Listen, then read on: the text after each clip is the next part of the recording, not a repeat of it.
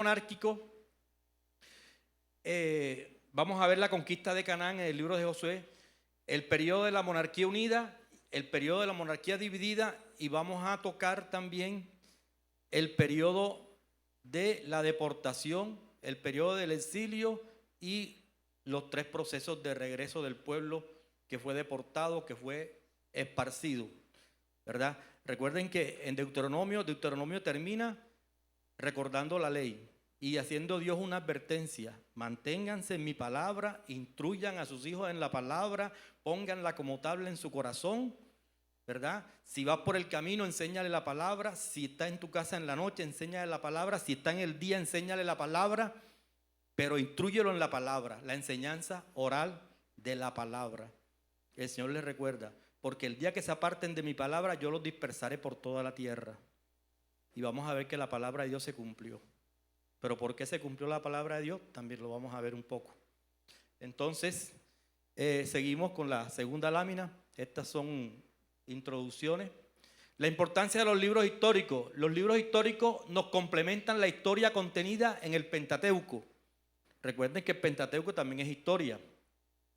Es un periodo histórico que comienza desde la muerte de Moisés, el surgimiento de Josué como el nuevo líder, como el nuevo guía de la nación de Israel. Hace comprensible algunos salmos y algunos libros proféticos de la Biblia. Miren, para entender los libros proféticos necesitamos de los salmos y de los profetas. Para entender los profetas necesitamos de los libros históricos. Y para entender salmos necesitamos de los libros históricos. Porque muchos salmos escritos por David vienen de situaciones y acontecimientos que están en la historia, que el salmo no lo describe, ¿verdad? Porque el salmo es ese cántico, es esa oración, es esa alabanza, es esa adoración, ¿verdad? O ese momento del rey, de David o del compositor, ¿verdad? En que estaba de pronto humillado en la presencia de Dios. Pero ¿de dónde viene eso? Lo vamos a ver a través de los libros históricos. Seguimos con la siguiente. Estamos en la importancia de los libros históricos. Iluminan las verdades del Nuevo Testamento. Lo que está contenido en el Antiguo Testamento nos ilumina toda la verdad del Nuevo Testamento, nos revela el Nuevo Testamento. El Antiguo Testamento es revelación del Nuevo Testamento. Miren, ustedes Génesis 3:15, ¿qué pasó en Génesis? En Génesis capítulo 3, el hombre pecó. El hombre pecó. Dios lo buscaba y el hombre estaba escondido. Y el Señor, Adán, y Adán estaba escondido. ¿Qué quieres, Señor? ¿Por qué te escondes? Y porque estoy desnudo. ¿Quién te dijo que estás desnudo? Entonces dice Adán: no, la serpiente, le te cuento, la mujer que me diste. La mujer dice: no, la serpiente. Entonces, ¿qué hace Dios? Dice la palabra que ellos se cubrieron con hojitas, pero dice la palabra que Dios sacrificó un animal y los cubrió con piel de animal, ¿verdad? Primer tipo de Jesucristo, primer tipo de lo que va a ser el Nuevo Testamento, de lo que va a ocurrir en el Nuevo Testamento, ¿verdad? Para cubrir el pecado del hombre es necesario un sacrificio con derramamiento de sangre, para cubrir la desnudez, el pecado del hombre. Primera señal, primer tipo, ¿verdad? Luego tenemos otro tipo, Abraham e Isaac, el hijo, cuando lo lleva a sacrificar. Otro tipo del padre que entrega a su hijo por la salvación de toda la humanidad. Luego viene Moisés y se establece el tabernáculo, un sacrificio en el tabernáculo. Otro tipo de Jesucristo. Todo el tabernáculo, desde el atrio hasta el lugar santísimo, es imagen de Jesucristo. Usted va haciendo el recorrido y encuentra el altar de sacrificio, el agua el lavacro donde se lavan los sacerdotes, entra al lugar del incienso, al lugar santo. En el lugar santo, cuando entraba, a la derecha estaba el candelabro, a la izquierda estaban los panes de la propiciación y al frente estaba el altar de incienso para la intercesión, ¿verdad? Y hasta ahí llegaba el sacrificio todos los días. Pero el día de la expiación, que era una vez al año, el sacerdote traspasaba el velo y entraba al lugar santísimo, ¿verdad? Y daba otro paso. Miren todos los pasos que yo di, ¿verdad? ¿Cómo venía yo? Yo venía en línea recta y después dije izquierda, derecha y después seguía hasta aquí, la cruz. El sacrificio que se hacía en el Antiguo Testamento era el recorrido de la cruz. El sacrificio del Cordero de Dios fue sacrificado en la cruz. El cordero que sacrificaban el día de la expiación, le sacaban la sangre y lo soltaban y lo echaban fuera del campamento. Jesucristo no murió dentro de la ciudad, murió colgado en la cruz fuera del campamento. Todo es tipo de Jesucristo, todo nos va revelando a Jesucristo, ¿verdad? Entonces, seguimos. Enseñan grandes lecciones morales y espirituales. Vamos a ver algunas de esas. Se manifiesta el carácter personal de Dios en su trato con su pueblo. Dios se encuentra con un pueblo obstinado, rebelde, desobediente. Y sin embargo, el trato del Dios misericordioso, del Dios amoroso, ahí está con ellos. Pero también el Dios de juicio, el Dios de justicia, ¿verdad? Y el Dios vengativo, el que venga al que se mete con su pueblo, al que se mete con sus hijos. Y el Dios que cumple su promesa. Denota el protagonismo de Dios en la historia. Vamos a ver grandes batallas. Vamos a ver una batalla que la conocemos mucho. 300 contra 135,000. Y los 300 le ganaron. ¿Verdad? Tremendo esa batalla, pero ¿quién peleó ahí en esa batalla? ¿Quién peleó ahí? ¿Verdad? Entonces vamos a ver toda esa parte. Seguimos. Los libros son estos. Los libros históricos que vamos a ver son estos. Josué, conquista y posesión y división de la tierra. Jueces, proceso de castigo, arrepentimiento y liberación. El libro de Ruth, la ilustración de la redención, otro tipo de Cristo, ¿verdad? Y con una mujer, no con un hombre. Primera de Samuel, la transición de la monarquía hebrea. Segunda de Samuel, la monarquía unida. Primera de Reyes, el Reino Unido bajo Salomón y la división del reino después de Salomón. Segunda de Reyes, la dispersión y el cautiverio. Primera de Crónicas y Segunda de Crónicas son una retrospección. O sea, Primera de Crónicas y Segunda de Crónicas es como una repetición de Reyes y de Samuel, pero desde el punto de vista de lo moral, de lo religioso. Acá lo vimos desde el punto de vista de las guerras, de las batallas, de las conquistas, ¿verdad? Acá lo vamos a ver desde lo moral, desde lo personal, desde lo religioso, en Primera y Segunda de Crónicas. Esdras, la restauración. Nehemías, la reconstrucción. Y Esther, la preservación. Entonces entramos en materia con el libro de Josué, que es el primer libro que vamos a estudiar. Josué significa Jehová es salvación. Pero recuerden que Moisés le cambió el nombre a Josué. ¿Cuál era el primer nombre de Josué? Oseas, ¿verdad? Le cambió el nombre de Oseas a Josué. Jehová es salvación. Josué es tipo de Cristo. Josué es el nombre hebreo, pero el sinónimo en griego es Jesús. Por eso algunos llaman el libro de Josué como el libro de Cristo también, ¿verdad? Seguimos. No me puedo detener mucho en algunas cosas porque esto es extenso. El autor, según la tradición judía, es Josué. Se dice que los últimos versículos fueron escritos por Eleazar, Finés o Samuel. Es lo que se cree por los estudiosos. La cronología del libro, el relato de Josué sucedió entre 25 a 30 años, todos los acontecimientos. Recuerden que Josué era un muchacho, era un joven, ya después era un hombre adulto. Cuando empezó el proceso en Egipto, cuando ya salió con Moisés, ya era un hombre hecho y derecho. Cuando entraron, fueron 40 años que duraron en el desierto. Recuerden que hubo una generación que el Señor la tuvo que dejar en el desierto. Toda una generación el Señor la dejó.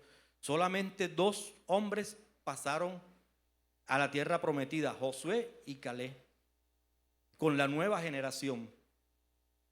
El versículo clave, Josué 1:3.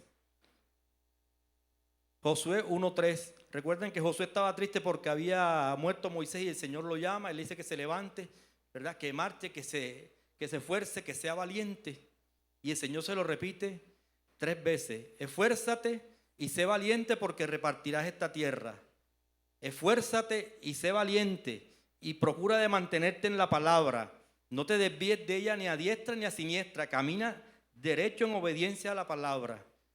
Y esfuérzate y sé valiente, porque mi presencia irá contigo donde quiera que tú vayas. ¿Verdad? 3 promesas de Dios, pidiéndole Dios a Josué, rogándole en la última, mira que te mando. ¿Verdad? Pero las 3 iban cargadas de unas promesas y todas se las cumplió el Señor a Josué en todo su proceso. La palabra clave, posesión. Seguimos. Era el fin, entrar a la tierra de Canaán, conquistar Canaán y poseer la tierra prometida. El tema central, conquista y división de Canaán al mando de Josué. Ese es el tema central del libro. Seguimos. ¿Cuál es el propósito del libro? Relatar la conquista de Canaán y el establecimiento de las tribus en ella. Así como el Señor le prometió a Abraham la tierra de Canaán, ya con Josué se estaba dando el paso para el cumplimiento de esa promesa. Ya, miren, recuerden que el pueblo estaba triste y Josué estaba triste. Y todos estaban acostumbrados de pronto a Moisés y a lo que el Señor hacía a través de Moisés. Y cuando el Señor levanta a Josué, ¿qué hace el Señor? Vas a atravesar el Jordán. ¿Y cuál es el primer milagro que hace el Señor con Josué? Dividir el Jordán para que el pueblo pasara al otro lado en seco. O sea, lo mismo que hizo el Señor con el Mar Rojo cuando salieron de Egipto, lo hace el Señor con Josué para que el pueblo sepa que el mismo Dios que estuvo con Moisés es el que está con Josué y le sigan y le obedezcan como su nuevo líder.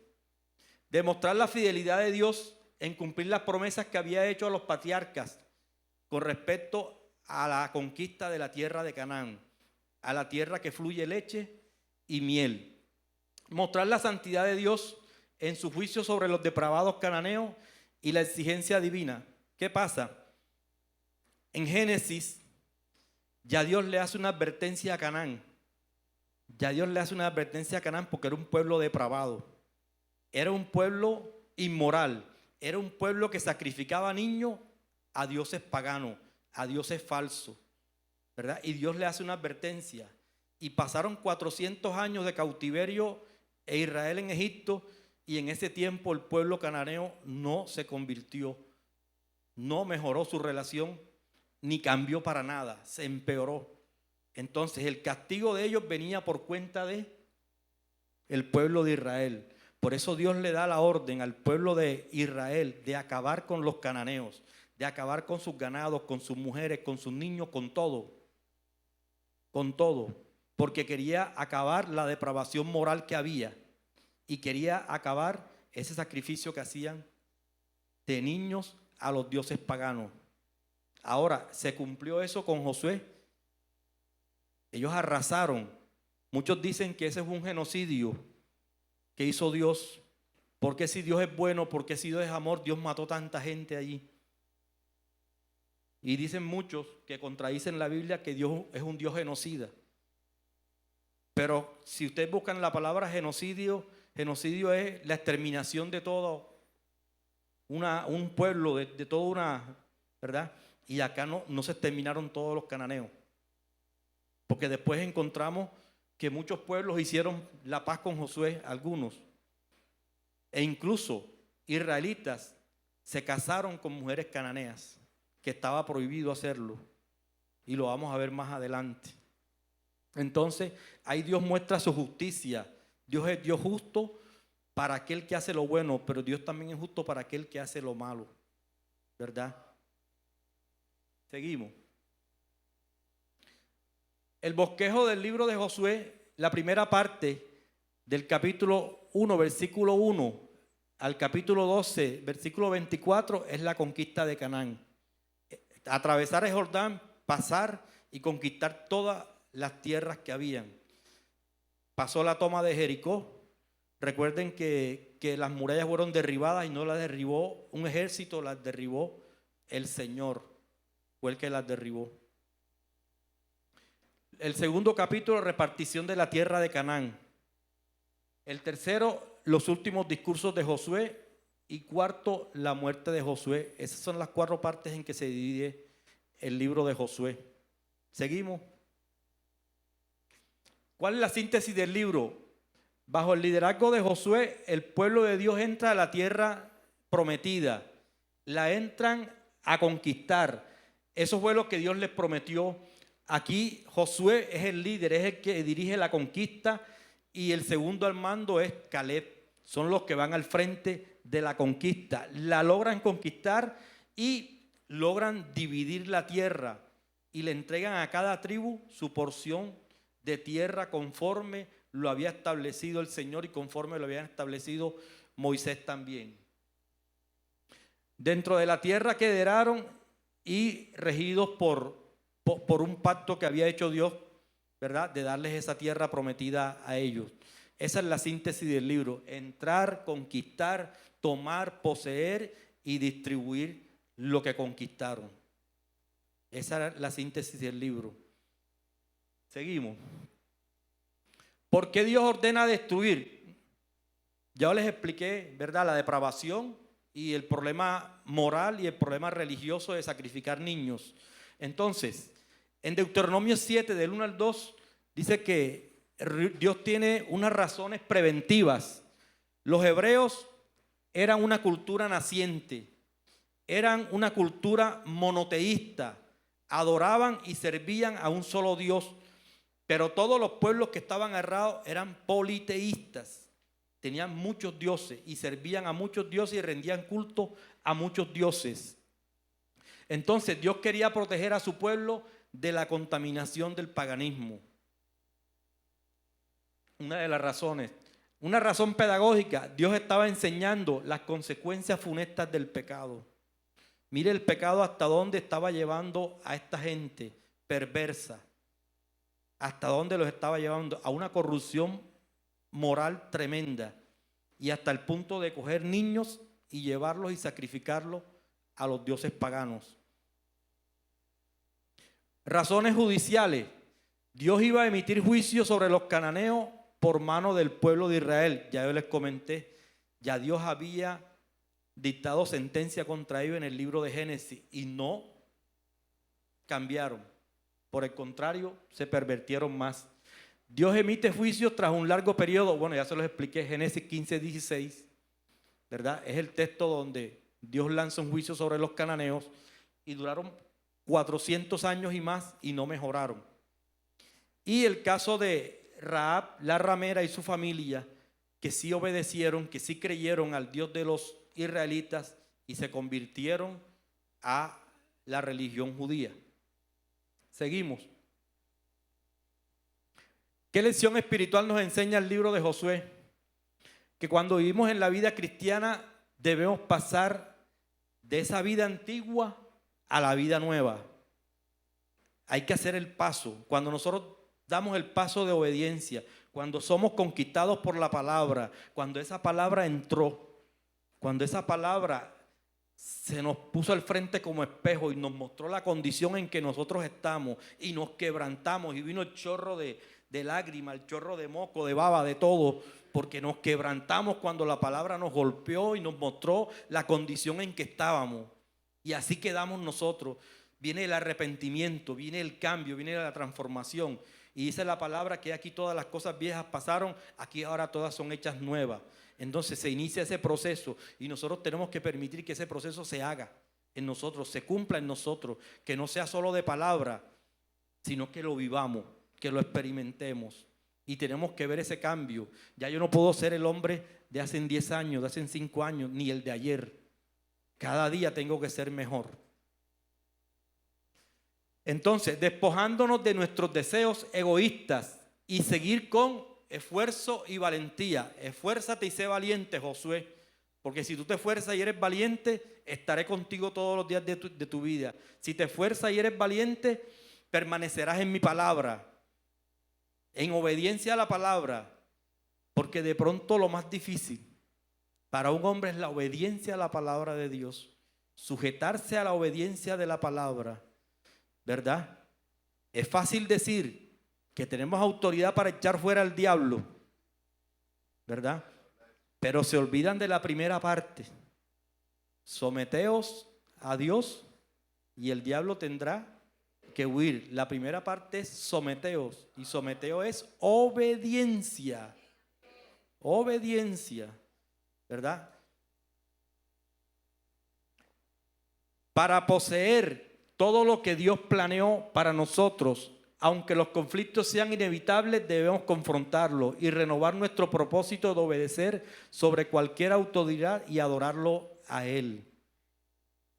A Él. En síntesis, nuestra vida cristiana, nuestra vida de fe, depende de la obediencia. De la obediencia. La fe viene ¿por qué? Por el oír. ¿Y el oír qué? La palabra de Dios, ¿verdad? Pero yo tengo que escuchar esa palabra de Dios y yo tengo que accionarme en esa palabra.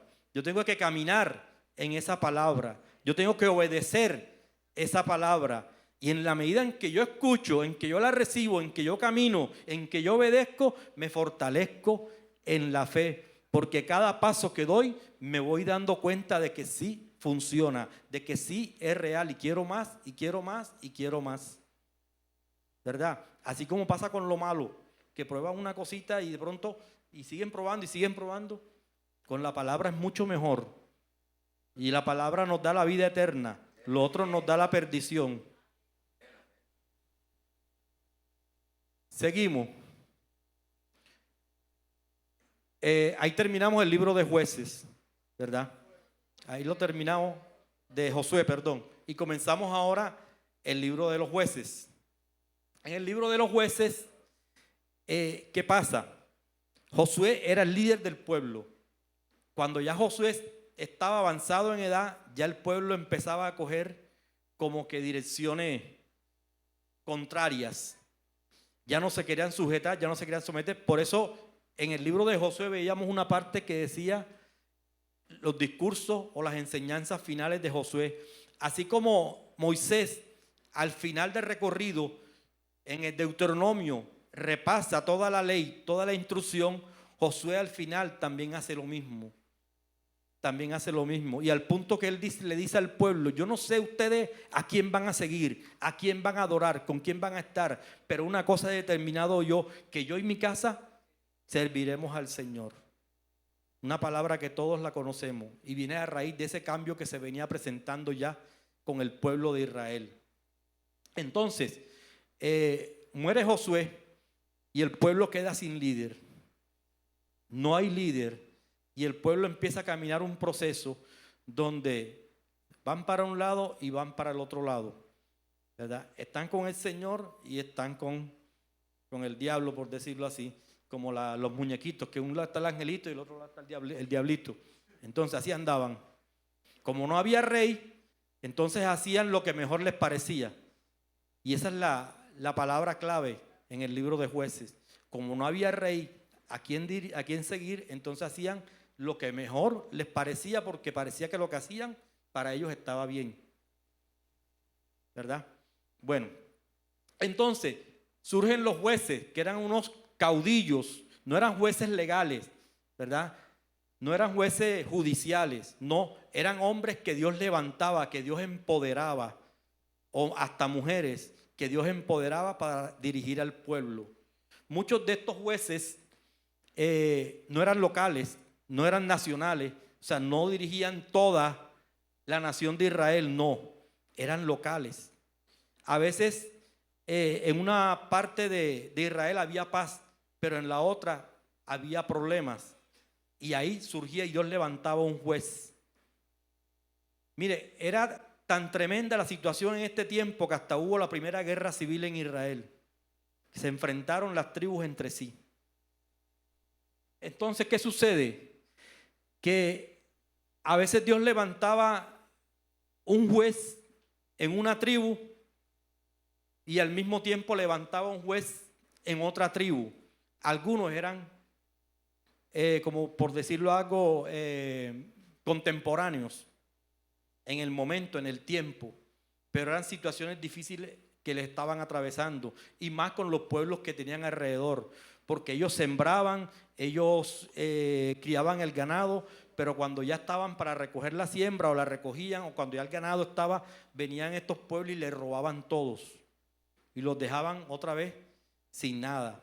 Tenemos la historia de Gedeón, que nos lo muestra mejor. Tenemos la historia de Sansón, que son de las que más conocemos, ¿verdad? De estos jueces. Algunos jueces fueron corregentes, bueno, como les decía. Seguimos. El autor del libro de Jueces, según la tradición judía, se le atribuye a Samuel. El tema del libro es la apostasía, la derrota de Israel, la gracia y la liberación de Dios para con ellos. La cronología del libro abarca un periodo más o menos de 300 a 400 años, 450 años. El versículo clave, Jueces 21-25, lo que yo les decía, como no tenían rey que los dirigiera, entonces cada uno creía estar haciendo lo mejor, ¿cierto? Entonces, nosotros hoy en día, el Señor nos puso delante de nosotros un pastor, un padre espiritual que nos está guiando, que nos está dirigiendo, ¿cierto? Pero también tenemos la palabra y tenemos al Espíritu Santo. Y nosotros no andamos despropositados. Nosotros tenemos propósito y tenemos personas que nos están instruyendo, que nos están levantando y que nos están ayudando a guiarnos por el camino. Hombres empoderados por el Espíritu Santo, mujeres empoderadas por el Espíritu Santo.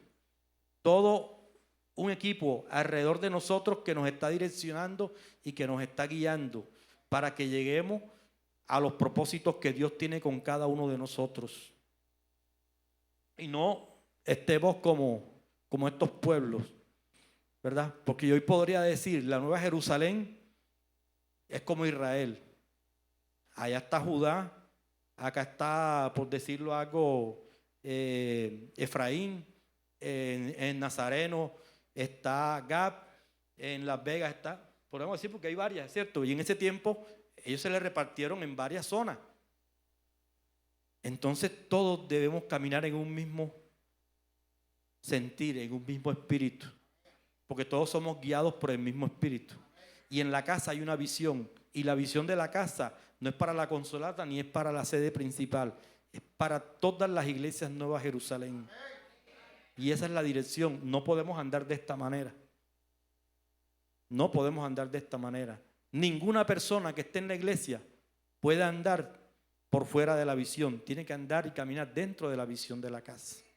Porque aquí fue donde el Señor te trajo y aquí es donde el Señor te va a hacer florecer y te va a bendecir. Seguimos. Condiciones prevalecientes en Israel. Entonces, después de Josué hubo decadencia religiosa, política y social. Vino ese problema. No observaron Deuteronomio 6:7 la enseñanza oral a los hijos. No la siguieron, la dejaron. Los padres dejaron la enseñanza de la palabra a los hijos. Y por eso las nuevas generaciones se estaban corrompiendo. No había capital política ni líder nacional. Por esto cada cual hacía lo que bien le parecía. Tremendo, ¿verdad? Miren, y sobre todo esto, que hoy estamos aquí muchos adultos y la iglesia se llena de adultos en cada servicio. Pero ¿qué le estamos llevando nosotros a los niños? ¿Qué le estamos enseñando nosotros a los niños en la casa? ¿Será que solamente estamos dejando que los niños sean instruidos por los maestros de la escuela 1 o 2 horitas? Cuando nosotros pasamos 24 horas casi con ellos en la casa. Entonces, es necesario que nosotros instruyamos a los niños en la palabra, como dice la palabra, y cuando grandes no se apartarán de ella, permanecerán en ella. ¿Sí o no? Mire, ahí tenemos un ejemplo vivo, el pastor Joel. La pastora, yo creo que ustedes lo saben mejor que nosotros, porque ella era la pastora de aquí. Decía que los castigos de ustedes eran la lectura de la palabra, aprenderse citas bíblicas y hacer como que especie de un devocional. Eso eran los castigos. Eso que es instrucción, eso que es enseñanza, eso que es empoderamiento. ¿Y dónde están los resultados? Allá está Giovanna, allá está Jonathan, allá está Josué, empoderados en la palabra, ¿verdad? Y eso es lo que debemos hacer. Seguimos.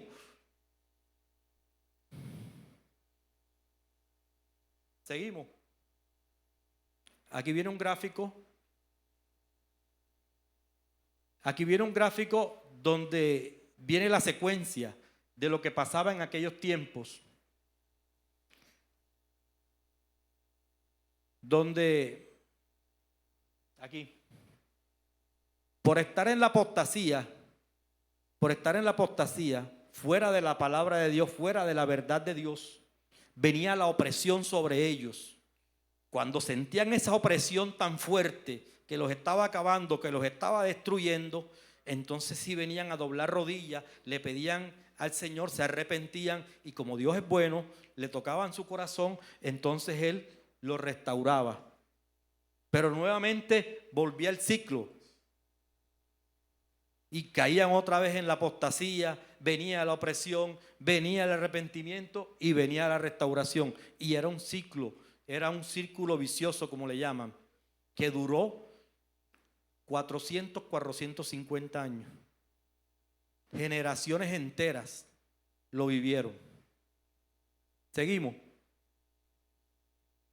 Propósito del libro: mostrar que el pecado tenía siempre una consecuencia. ¿Cuál es la consecuencia? El castigo. Y que la opresión venía siempre por la rebelión contra Dios. Esa es la enseñanza que nos deja el libro. Cada vez que nos rebelamos contra Dios, vamos a caer en opresión. Cada vez que pequemos, va a venir el castigo. Y esa enseñanza nos la deja el libro. Demostrar que Dios castigaba a su pueblo para devolverlo al camino de la rectitud. Recuerden que la palabra nos enseña en el libro de Hebreos 12, ¿verdad? Que al que Dios toma por hijo, lo disciplina. Y que al principio la disciplina parece fuerte, parece dura y no se recibe, pero después produce los frutos apacibles y es agradecida. Comprobar que el arrepentimiento, que al arrepentirse el pueblo de Dios le enviaba un libertador, aquel que los libraba de sus enemigos. Este juez era aconsejado directamente por Dios, era guiado y era llevado por el Espíritu Santo. Y así surgieron estos jueces, así surgió un Gedeón, así surgió una Débora, así surgió un Sansón. Presentar un cuadro de la baja condición moral que existía en la época de los jueces. O sea, el libro nos está mostrando un cuadro de una condición moral que Dios no apoya, que por el contrario, parece que Dios se apartara y los dejara y esperara ahí pacientemente a que lo buscaran. ¿Verdad? Parece. En el libro de Josué, el pueblo iba a la pelea, pero Dios era el que peleaba por ellos. Y aquí también pasa lo mismo. Cuando Dios estaba con ellos, cuando ellos se arrepentían y volvían. La palabra dice, cuando el justo gobierna, el pueblo se alegra, ¿verdad? Pero cuando no es justo, el pueblo es oprimido. Seguimos. ¿Quiénes son estos personajes claves en el libro de Jueces? Los jueces de los cuales nos habla la Biblia. Tenemos a Otoniel, que conquistó una ciudad cananea. Tenemos a Og, que mató a reyes como Eglón, rey de Moab, y venció a los moabitas. Tenemos a Sangar, que mató a Guf filisteo con la quijada de bueyes. Tenemos a Débora, que convenció a Barab para que dirigiera un ejército que triunfara sobre las tropas de Sísara. Tenemos a Gedeón, que guió a 300 hombres a la victoria contra 135,000 madianitas. Recuerden que Gedeón llevaba un ejército numeroso y el Señor le dijo, no, llévate a unos cuantos. Y cuando llegaron a tomar agua, no, nada más llévate 300. Y se fueron con 300 a pelear contra 135,000. ¿Verdad? 300 que eran como espectadores, porque realmente era el Señor y los ángeles del Señor los que estaban peleando por ellos. Eso es una batalla celestial prácticamente, espiritual, digámoslo así, sí. Tola fue juez 23 años, Yair fue juez 22 años, ya los más destacados están adelante. Seguimos. Jetep venció a los amalecitas después de hacer una promesa al Señor. Miren, eso era lo que el Señor no quería, que el pueblo se contaminara con la depravación moral y religiosa que había. Este juez le dice al Señor, bueno, yo voy a la victoria, yo voy a la batalla, pero si tú me das la victoria, yo te sacrifico al primer miembro de mi casa que salga a mi encuentro cuando yo regrese de la batalla. Y así fue, se fue a la batalla y Dios le dio la victoria. Cuando llega a su casa, ¿quién es la primera persona que sale? La única hija que tenía. La única. Era hija única, no tenía más hijos. Salió al encuentro de él. ¿Verdad? Tremendo castigo. ¿Por qué? Porque él lo veía, que allá sacrificaban niños a dioses paganos. Y él quiso hacer lo mismo con Dios. Quiso ofrecerle un sacrificio a Dios. Y Dios le dio el castigo que se merecía. Sansón. Bueno, tenemos a Isán. Fue 7 años. Elón fue 10 años. ADN, bueno, algo así como ADN. Fue 8 años. Qué nombre impronunciable. Sansón mató a 1000 filisteos. Conocemos la historia de Sansón, ¿verdad? Mire, aquí encontramos unas palabras que de pronto no veíamos en la Biblia. Encontramos por primera vez la palabra nazareo. En Sansón es un nazareo, ¿verdad? Un consagrado. Y Sansón era un hombre mujeriego. Le gustaban mucho las mujeres y se enamoró de una filistea, ¿verdad? Y por estar perdidamente enamorada de ella, perdió todo lo que Dios le dio. Y sin embargo, estando en la perdición, ciego y sin fuerza, Dios le restauró la fuerza y pudo derribar el templo y destruir a los reyes filisteos dentro del templo. El último de los jueces fue Samuel. Pero cuando Samuel empieza como juez, ya el pueblo estaba demandando un rey. Ya el pueblo quería un rey. Ya estaban cansados de ir y venir y de no tener una dirección por dónde, y querían un rey. Entonces Samuel se siente triste y va donde el Señor porque lo están despreciando. El Señor le dice, no te están despreciando a ti, me están despreciando a mí, porque yo siempre he sido el rey de ellos. ¿Verdad? Entonces, allí termina el libro de Jueces. Seguimos, sin embargo, aquí hay otras cositas. Características particulares del libro. Hay lugares claves, ¿verdad? Nos habla de lugares claves como Boquín, Jericó, Azar, Callada, Ai. De pronto ahora no se ve Ai por ahí, pero es una de las localidades claves. Hechos particulares, registra la primera guerra civil. Nazareo, persona que mediante un voto se apartaba para Dios en un servicio, a su servicio. La religión cananea, que era politeísta, y el tabernáculo de reunión, que es la parte del tabernáculo y era el lugar donde Dios vivía entre su pueblo, y el pueblo cogía ese lugar a las afueras para reunirse, para estar cerca de la presencia de Dios. Seguimos. Lección espiritual. Aún en tiempo de más baja moralidad, Dios obra y desarrolla sus planes con el fin de que la luz espiritual alumbre intensamente sobre la vida de los hombres. Recuerden que había una decadencia moral tremenda, y sin embargo, cada vez que un hombre o una mujer se levantaba a pedirle al Señor, ¿verdad? En honestidad, en rectitud, en humildad, el Señor le respondía y el Señor levantaba a un juez. La palabra dice, clama a mí, yo te responderé, te mostraré y te enseñaré cosas grandes y ocultas que tú no conoces, ¿verdad? El secreto está en clamar, en clamar. Seguimos. El libro de Ruth. El libro de Ruth tiene autor desconocido, no se sabe quién es su autor. El libro de Ruth es de la época de los jueces, es de la época y el tiempo de los jueces. El tema del libro, Dios recompensa la fidelidad de una extranjera. La cronología del libro abarca unos 10 años. Versículo clave, el 1:16. Yo no se los estoy leyendo porque es muy extenso todo este tema. Fecha, durante el tiempo de Gedeón, alrededor de 1150 años. El propósito del libro, mostrar cómo 3 personas permanecieron firmes en carácter y lealtad a Dios, aun cuando colapsaba la sociedad en que ellos vivían. ¿Cuáles fueron esas 3 personas? Ruth, Noemí y Boz. Seguimos. Personaje clave: Ruth la moabita, Noemí y Boz, el pariente cercano. Lugar clave: Moab y Belén. La lección espiritual: a depositar nuestra fe en Cristo, Dios nos salva, nos perdona, reconstruye nuestras vidas y nos da bendiciones que serán para la eternidad.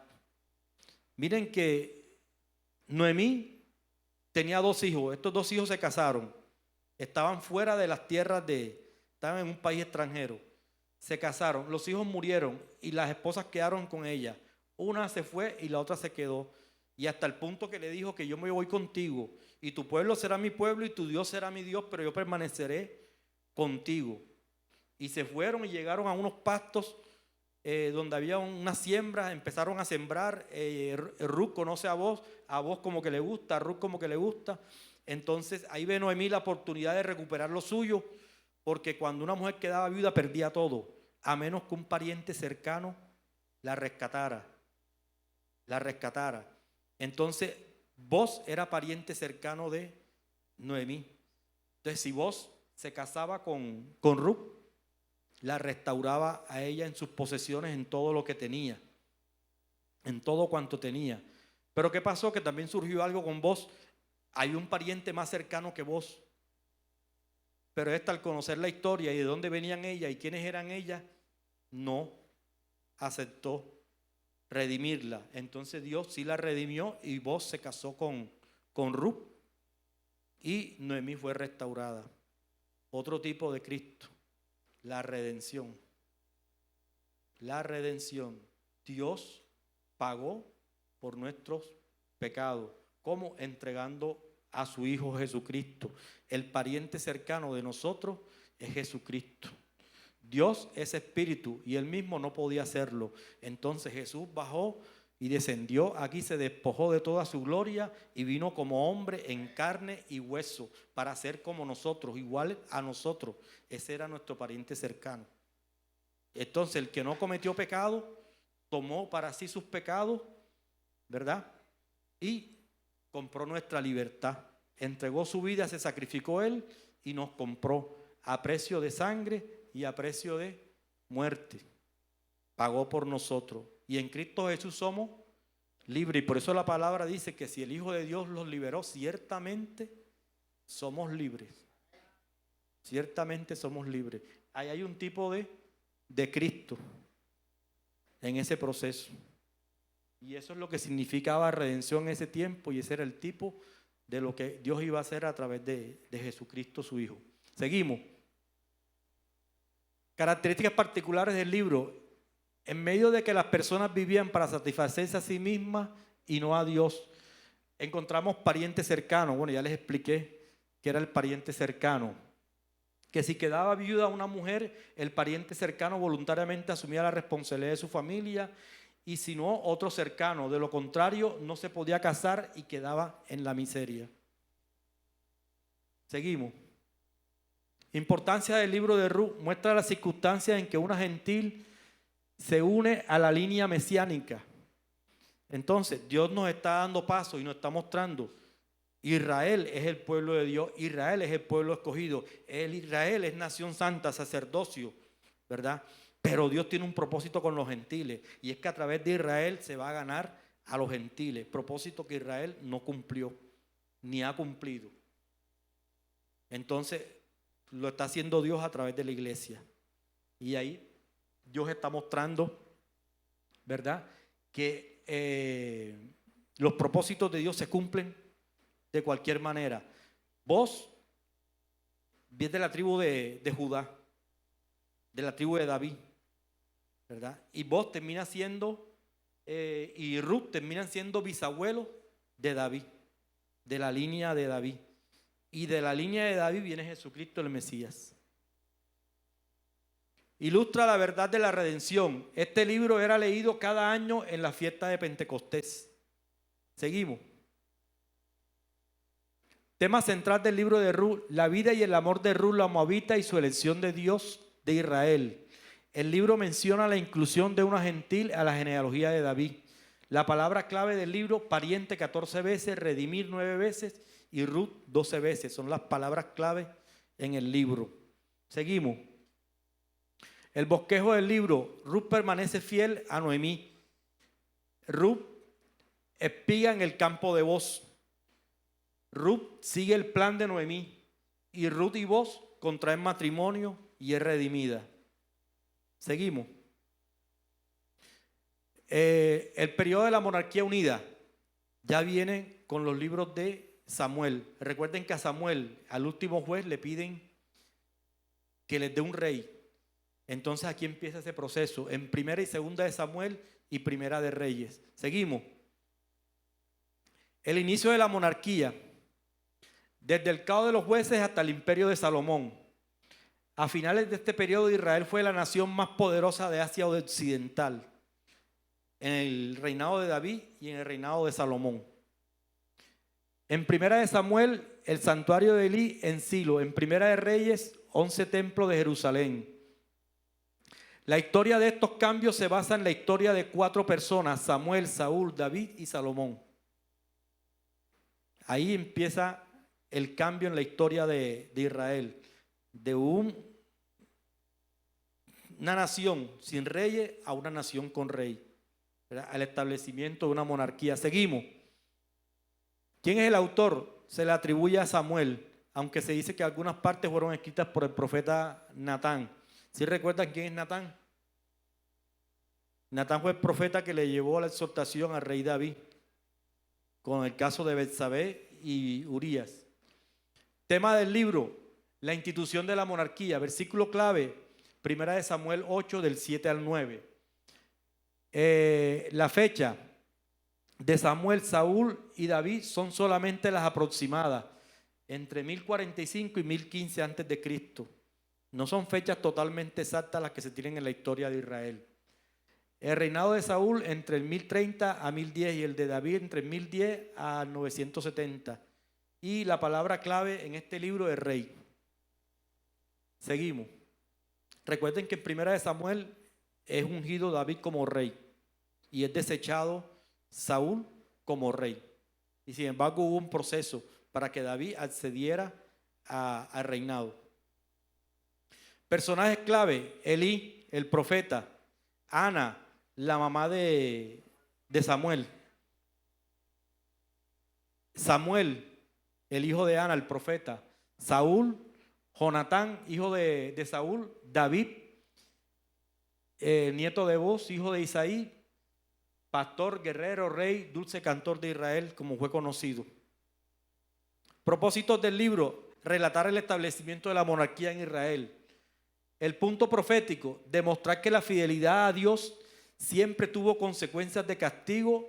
La infidelidad a Dios, tuvo consecuencias de castigo, y la desobediencia premiada y la obediencia premiada con la bendición de Jehová. Saúl fue desobediente, fue infiel y recibió castigo, y David siempre fue obediente y recibió la bendición, hasta el punto en que David también llegó y pecó. Seguimos. ¿Cómo estoy de tiempo? ¿Termino a qué hora? 25 minutos. Primera de Samuel, reinado. Para Israel el reinado representaba un gran compromiso, al igual que un gran peligro, ¿verdad? Porque el rey podría ser bueno o podría ser malo. Las cosas podían mejorar o podían empeorar. Y en el caso de Saúl, empeoraron. Recuerden que llegaron a ser un reinado donde tenían un ejército y solamente habían 2 espadas, la de Saúl y la de su hijo Jonatán. No había más espadas en el reino. Entonces, ¿con qué se iban a defender? Obediencia. Para Israel, un rey no era autónomo en autoridad y poder, sino que era un instrumento del reinado de Dios. La base de todo es la obediencia. Y ya lo veníamos diciendo acá. Es la obediencia, la sujeción a Dios y a la palabra de Dios. Ahí estaba el éxito de un líder, de un rey, de un juez, ¿verdad? De un sacerdote, de un profeta, de lo que fuera. Hasta del hombre más común del pueblo, en la obediencia a Dios y a su palabra. Amistad y lealtad. surge también el caso de David y Jonatán. Miren, Jonatán iba a ser el sucesor de Saúl, pero Jonatán entendió los propósitos de Dios y él sabía que el rey iba a ser David, y hasta el punto que lo protegió de su propio padre. Y eso es lealtad, eso es amistad. Seguimos. Bosquejo de Primera de Samuel. El arreglo y preparación para el comienzo de la monarquía. El comienzo de reinado en Israel bajo la orientación de Samuel. Samuel estaba al lado del rey. Él estuvo al lado del rey. Él lo ungió, él lo acompañó, él lo empoderó y todo. Miren, hasta el punto que Saúl llegó a profetizar. Saúl profetizó por la unción que recibió. Y como él profetizó, y él fue ungido y fue lleno y fue guiado y profetizó, cuando estuvo en una escena donde tenía que esperar al profeta para que el profeta hiciera el sacrificio, el profeta se demoró y no llegó a tiempo, él creía que la unción del día anterior le servía para el nuevo día y quiso hacer el sacrificio con la unción de ayer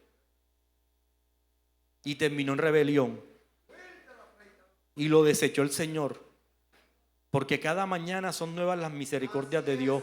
Cada mañana Dios nos renueva todo. Cada mañana Dios nos da cosas nuevas.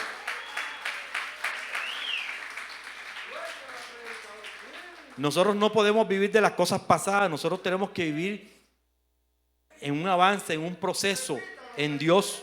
No podemos ser estáticos. No podemos ser, sino irnos siempre adelante, ¿verdad? Y con base en los propósitos que Dios tiene, no con lo que ya vivimos, con lo que ya se cumplió, sino por aquello que todavía no se ha cumplido, por lo que todavía queremos ver. Dice la palabra que Dios tiene cosas preparadas para nosotros que ni ojo ha visto, ¿verdad? Ni han subido al corazón del hombre. Las cosas que Dios tiene preparadas para nosotros. Cristo dice que cosas más grandes que las que Él hizo nosotros haremos. ¿Cierto? Y Cristo reunió multitudes. Cristo salvó mucha gente, pero hoy tenemos pastores que tienen iglesia donde se reúne mucha gente. La misma iglesia de nosotros, la Nueva Jerusalén, si nosotros contamos a los miembros por iglesia, que de pronto no sé si esta estadística la tenemos, nos damos cuenta que tenemos más de las iglesias que hay en Cartagena. Hay pastores que tienen iglesias de 20,000 miembros, de 30,000, de 50,000, de 5,000. Ahora, ¿dónde estamos nosotros?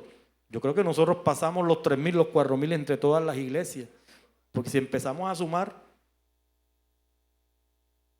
el establecimiento de reino en Israel, con Saúl como rey y con el profeta Samuel al lado. Seguimos. Lecciones espirituales. Luchar como Samuel para mantener su corazón puro ante Dios. Samuel es un ejemplo, ¿verdad?, de un hombre que buscó siempre estar en santidad y vivir en santidad. Desde pequeño el Señor lo buscó y desde pequeño era tan que no conocía todavía nada de Dios. Recuerden que el Señor lo llamó 3 veces hasta que pudo saber y reconocer la voz de Dios. No debemos basar las esperanzas ni el futuro en nuestro potencial. Dios evalúa nuestra obediencia y no el potencial. No es lo que yo soy, es lo que Dios hace a través de mí. Es lo que yo soy para Dios. No es lo que yo tengo, ni lo que yo soy, ni lo que yo doy. Es lo que Dios me da. Es la forma como Dios me usa. Y eso es lo que Dios valora. A menudo las circunstancias difíciles en la vida y los momentos en espera nos refinan, nos enseñan y nos preparan para las responsabilidades futuras que Dios tiene para nosotros. David fue preparado desde que era pastor de ovejas para ser rey, para ser guerrero, para ser obediente, para ser adorador, para ser un hombre humilde y sencillo. Cuando David llegó a ser rey, a David no se le subió el trono a la cabeza. David todavía salía a guerrear y era uno de los primeros, era de los que iban adelante como guerrero. Cuando empezó David a entrar en ese proceso de que de pronto empezaron los bajones y le dijeron: no, rey, mejor quédese allá. y se quedó, fue que entonces vio el pecado, lo codició, lo tomó y vinieron las consecuencias. Seguimos. Segunda de Samuel, la monarquía bajo David. Ya en el primero Saúl es desechado, muere Saúl, muere Jonatán y ya viene el proceso de David como rey. El autor es desconocido. El versículo clave, segunda de Samuel 7:16. Propósito del libro: demostrar cuán eficaz puede ser un liderazgo cuando se está sujeto a Dios. Dice el mismo Señor, David era un hombre conforme al corazón de Dios, porque era un hombre como nosotros, era un hombre como Elías, sujeto a pasiones, ¿verdad? Pero él reconocía que pecaba, que hacía lo malo, e iba delante de Dios enseguida y le pedía perdón, se arrepentía y el Señor veía los frutos de ese arrepentimiento. Revelar que una persona puede distinguirse, describir a David como el líder ideal de un reino imperfecto y anunciar a Cristo, el que será líder ideal de un reino nuevo y perfecto, ¿verdad? Como un hombre sencillo pudo ser un hombre distinguido, así como Jesús llamó hombres sencillos, ¿verdad? Hombres de pronto hasta poca cosa, despreciados por muchos, para hacerlos hombres valerosos, para hacerlos hombres distinguidos. De la misma manera en el Antiguo Testamento se escogían hombres sencillos y esos hombres cumplían el propósito de Dios, hombres humildes, hombres apasionados, hombres entregados, hombres imperfectos, porque es que el Señor coge hombres imperfectos para hacerlos perfectos, para ir perfeccionándolos, porque el que empezó la buena obra en nosotros la terminará y nos perfeccionará y nos seguirá perfeccionando hasta la venida de Cristo. Porque recuerden que algunos serán sepultados en cuerpo, ¿verdad? Irán a la presencia del Señor, pero otros de aquí, en medio del proceso, subirán y serán perfeccionados en los aires hasta llegar a las nubes. Ese es el rapto. Dice que algunos se levantarán de los sepulcros, pero otros subirán en vida y serán transformados en el aire. Es el registro del reinado del rey David. Este libro coloca al pacto davídico en su contexto histórico.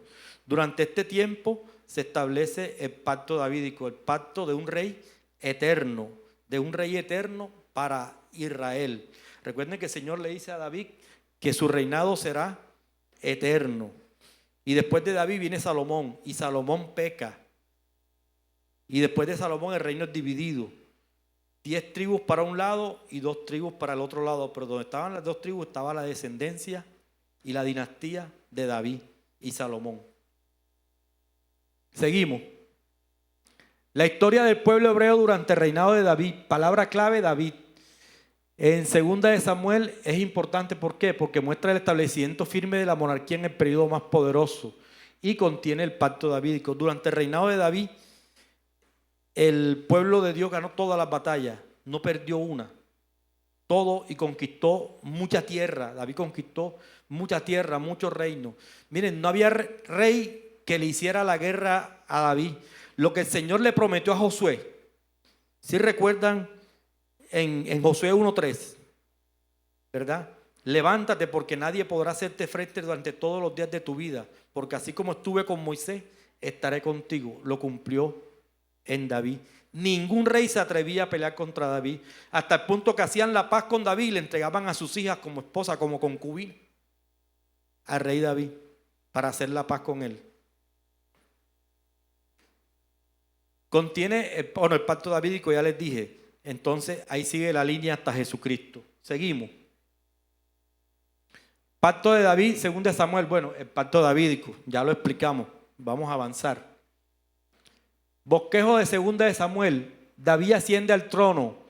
Un trono en deterioro, ¿verdad? Pero que con David va progresando. De acuerdo a como lo dejó Saúl, David va progresando en ese reinado. De logros y gloria durante el reinado de David. También tuvo debilidades y fracasos durante su proceso como rey. Y tuvo unas reflexiones finales. Hay unas reflexiones finales acerca del reinado de David. David también cometió errores. David también cometió pecado, ¿verdad? Por el pecado con Betsabé, ese hijo que fue concebido, murió. Es más, luego su hijo se levantó en rebelión contra él. Uno de los hijos violó a una de sus hijas, a su propia hermana. Habían problemas dentro de su casa. Y eso era parte de la profecía que le había dado el profeta Natán después de lo ocurrido con Betsabé y con Urías. Entonces tuvo sus debilidades e hizo un sexo que el Señor no le mandó a hacerlo.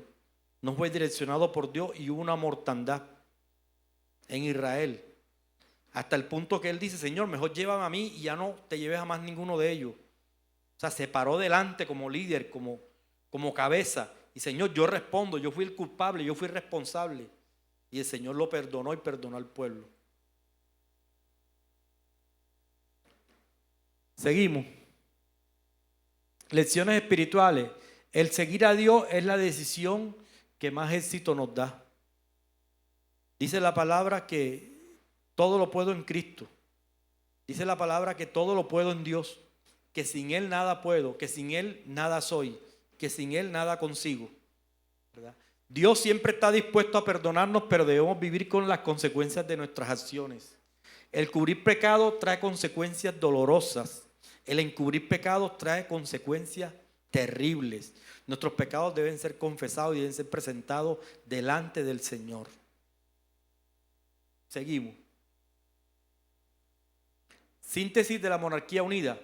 Bueno, la monarquía unida empieza con Saúl, sigue con David y continúa con Salomón después que David muere. Seguimos. Periodo de la monarquía dividida. Cuando David muere, surge como rey Salomón. De Salomón dirige al pueblo. Le pide al Señor sabiduría, el Señor le da sabiduría. Fue un reinado en completa paz. Engrandeció los tesoros del reino. Y acrecentó incluso el territorio conquistado. Fue un reinado glorioso en su primera parte. Pero después Salomón como que se cansó y empezó a experimentar otras cosas. Ya en su vejez desobedeció la palabra. Entonces se unió con mujeres paganas. Introdujo ídolos en el templo y cultos a otros dioses. Y por esa razón el Señor le cortó su reinado. Y viene como consecuencia la división de Israel. Seguimos.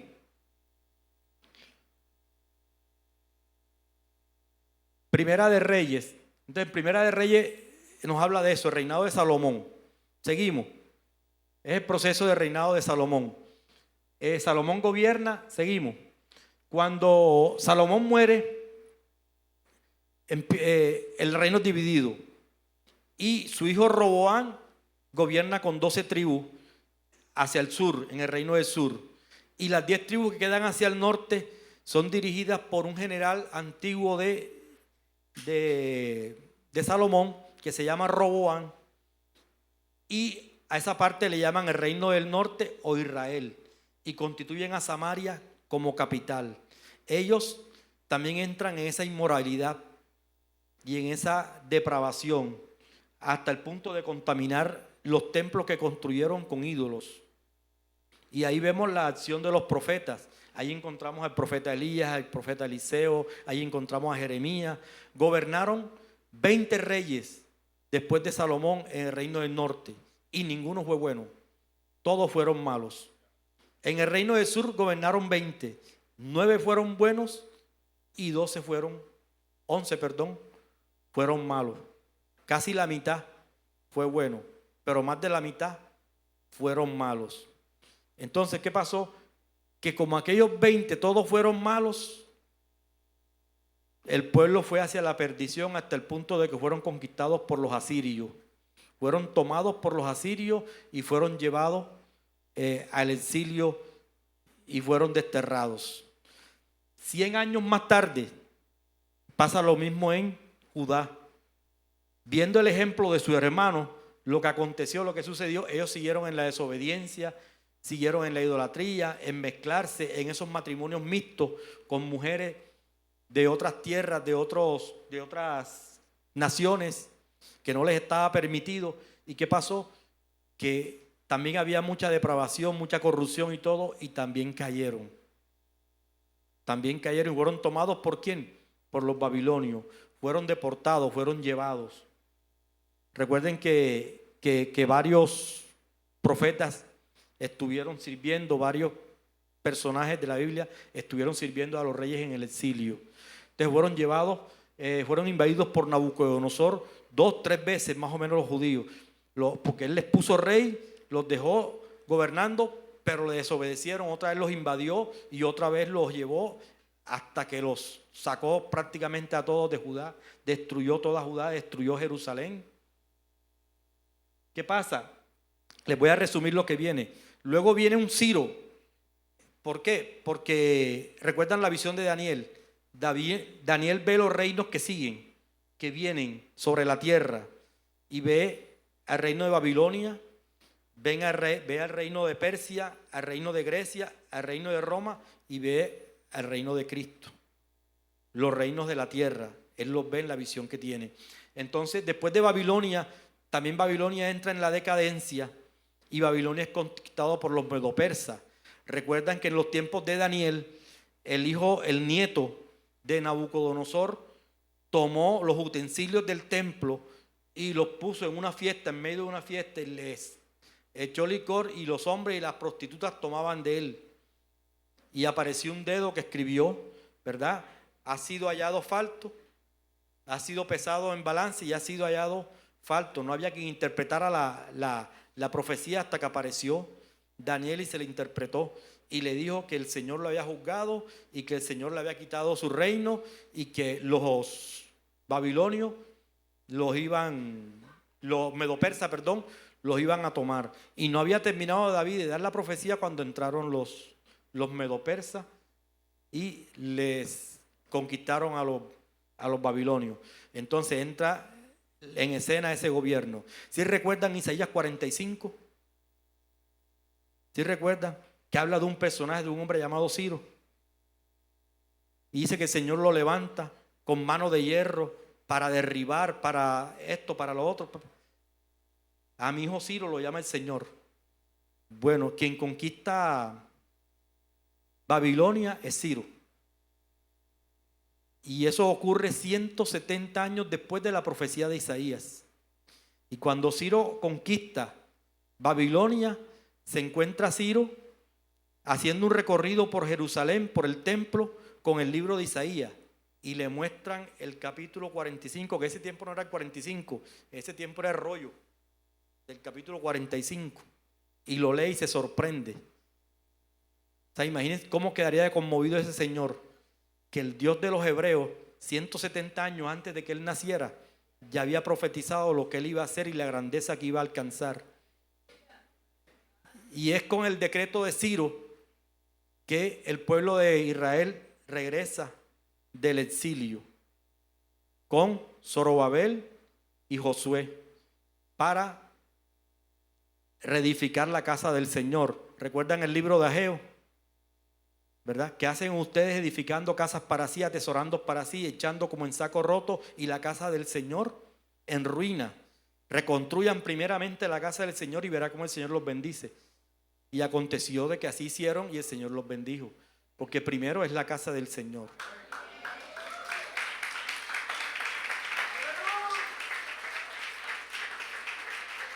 Entre todos debemos edificar la casa, entre todos debemos reedificar la casa, entre todos tenemos que ensanchar la casa, entre todos tenemos que poner el grano de arena para que la casa se amplíe, para que la casa crezca. ¿Recuerdan el tiempo del tabernáculo?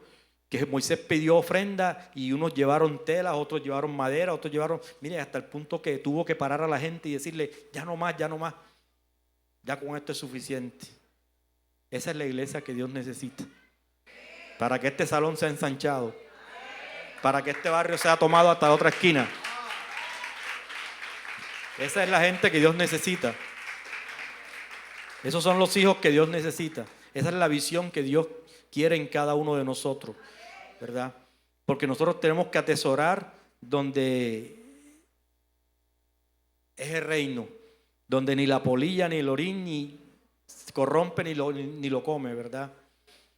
No donde se pierde, sino donde se reproduce. ¿Qué más les cuento? Ciro pide el primer decreto. Regreso el pueblo con Zorobabel a reconstruir, pero nuevamente entran en decadencia. Entonces, en los tiempos de Edras, en los tiempos de Esther, en los tiempos de Nehemías, ¿verdad? Si recuerdan la historia de Esther también, que se vuelve reina, que estando con el rey, ella consigue, o el pueblo se emite un decreto por el general de Acán, creo que se llamaba, Amán. Amán emite un decreto donde decreta muerte. Coge al rey borracho y lo pone a firmar y a poner el sello y decreta muerte contra todos los judíos en una determinada fecha. Entonces era el exterminio de los judíos. Cuando Esther y Mardoqueo se enteran de esto, hacen todo lo posible, entran incluso en oración, en ayuno. En el libro de Esther no se menciona para nada el nombre de Dios, la palabra Dios, ni ninguno de los nombres de Dios, ¿verdad? De pronto se habló podemos ver al Dios de los 400 años de silencio ahí. El mismo, lo vemos en el libro de Esther. Para nada, pero la providencia de Dios se fue dando, se fue cumpliendo, todo se dio hasta el punto que Esther pudo entrar a la presencia del rey, pudo hablar con él, pudo develar el plan de Amán. Amán fue colgado, Mardoqueo fue exaltado y entonces el decreto no podía ser revertido, no podía ser anulado. Entonces se idean un nuevo decreto y el nuevo decreto es que todos los judíos que se vean amenazados de muerte el día en que el decreto se cumplía, tenían el deber de defenderse y defender su vida, su casa, su familia y su honra. Y así pasó. Por eso el libro de Esther veíamos que se llamaba, o la palabra que lo identificaba era preservación. Preservación. La preservación de los judíos en el exilio y en todas partes, porque Persia gobernaba sobre todo en ese tiempo. Entonces tenemos también a Nehemías en esos tiempos, que llega un mensajero y le pregunta a Nehemías cómo está la ciudad. No, está en ruinas, la muralla está destruida, todo el que pasa se burla de nosotros, somos la burla, el hazmerreír de todo. Nos preguntan, nos dicen que el Dios de nosotros dónde está, que el Dios que abrió el mar en rojo en dos, que el Dios que hizo caer granizos, que el Dios que paró el sol y la luna, ¿dónde está? Porque no lo ven. Pero era que el pueblo había desobedecido. Entonces Nehemías entra en ayuno, entra en oración. Esto era una palabra también que el Señor me ha dado mucho. Hablamos mucho de intimidad y creemos que la intimidad es solo oración. Y decimos que la intimidad es cuando tú entras a tu cuarto y empiezas a orar con el Señor, y eso es intimidad 50%. Porque la intimidad 100% es cuando en esa intimidad hay palabra. Cuando en esa intimidad tú le hablas a Dios con la palabra, cuando tú le recuerdas la palabra, cuando tú le recuerdas las promesas, textualmente así como Él las dijo, así como Él las proclamó, allí hay verdadera intimidad, allí hay verdadera respuesta de Dios. Porque mientras es puro bla, bla, bla, bla de lo que yo quiero, pero cuando yo le hablo su palabra, a la única cosa que Dios se sujeta es a su palabra. A lo único. Ahí tenemos la respuesta de Dios. Y Nehemías lo hizo. Señor, tu palabra dice que si éramos desobedientes, tú nos dispersarías por toda la tierra y nos llevarías y esto y lo otro y acabarías con nosotros. Pero Señor, tu palabra dice que el día que nosotros te buscáramos, que nos reuniéramos, que estuviéramos delante de ti, tú nuevamente nos levantarías, tú nuevamente harías de nosotros una gran nación. Cuando Nehemías fue delante del rey preocupado porque había estado en ayuno, el rey: Nehemías, ¿y tú qué te pasó? ¿Qué hiciste? No, rey, lo que pasa es que está pasando esto. Ajá, ¿y qué necesita? No, ¿quieres ir para allá? Sí. ¿Y qué necesita? No, lo que usted me pueda dar. Bueno, llévate un ejército, llévate caballo, llévate madera, llévate todo. Todo se lo proveyó el Señor. Cuando Nehemías llegó, reconstruyeron la muralla. Encontraron oposición, pero la derribaron. Porque era un hombre valiente, era un hombre que conocía, y a pesar de haber vivido en el exilio, era un hombre que conocía la palabra, instruido en la palabra y que conocía de Dios, ¿verdad? Porque cuando nosotros oramos sin palabra somos como Job, que hacemos puro sacrificio pero no conocemos al Dios. De oídas lo habíamos oído, pero nunca lo habíamos conocido. Cuando oramos con palabra nos encontramos con el Dios que nos dice: yo fui el que hice los cielos y la tierra, yo fui el que hice las estrellas, yo fui, y lo conocemos. ¿verdad? Entonces Nehemías era un hombre así. Y Nehemías recibió la dirección de Dios. Restauraron las murallas, restauraron el templo, recorrieron y encontraron los rollos y hicieron los servicios, limpiaron al pueblo. Y hasta el punto que se dieron cuenta que uno de los problemas del pueblo eran los matrimonios mixtos, y Nehemías y Esdras los prohibieron. Los prohibieron porque eso estaba contaminando. Porque un hombre judío santo, ¿verdad? Como hay hombres aquí santos, si se consigue una mujer del mundo mundana, ¿verdad? Va a meter ídolos a su casa. Va a meter cosas que no necesita en su casa. Entonces por eso la palabra dice: no unáis en yugo desigual. No unáis en yugo desigual. Entonces pasó eso y ellos se dieron cuenta y levantaron nuevamente el templo, aunque el pueblo nuevamente entró en la desobediencia, porque era algo que ya venía en el ADN, porque eso venía de Adán. Y el pueblo vivió en el exilio, tuvo 3 éxodos, 3 regresos, hasta ese tercero que empezaron a establecerse, e incluso se perdió la línea genética de los sacerdotes en ese proceso del exilio. Si ustedes recuerdan, cuando Jesús llegó, los sacerdotes ya no eran arónicos, no eran de la línea de Aarón. Los reyes tampoco eran de la línea ni de David, eran puestos por los romanos, por los que gobernaban. Muchas cosas se perdieron, ¿verdad? Mas sin embargo, la providencia de Dios, el plan de Dios se cumplió hasta la venida de Jesucristo. Jesucristo se profetizó que venía del linaje de David, y del linaje de David vino Jesucristo. Todo se cumplió en Jesucristo. Israel, un pueblo desobediente. Israel, un pueblo obstinado, un pueblo que se apartaba de Dios y que veía las consecuencias. Se recomponía, pero después nuevamente volvía. La iglesia de Jesucristo es una iglesia guiada por el Espíritu Santo. Cuando tú recibes a Jesucristo, tú recibes al Espíritu Santo, aunque no recibas el bautismo del Espíritu Santo, pero tú recibes al Espíritu Santo y empiezas a ser guiado y direccionado por el Espíritu Santo, aunque no hables en lengua. Cuando tú estás haciendo tu devocional, cuando tú estás estudiando tu palabra, ahí está el Espíritu Santo contigo. Pídele respuesta, pídele explicación, pídele revelación de lo que estás leyendo, porque Él está allí contigo. No somos la nación de Israel que estaba sola. Tenemos al Espíritu Santo, al otro Consolador, que el Señor prometió que estaría con nosotros todos los días de nuestra vida. Y Él es el que nos instruye y nos prepara para hacer la buena obra.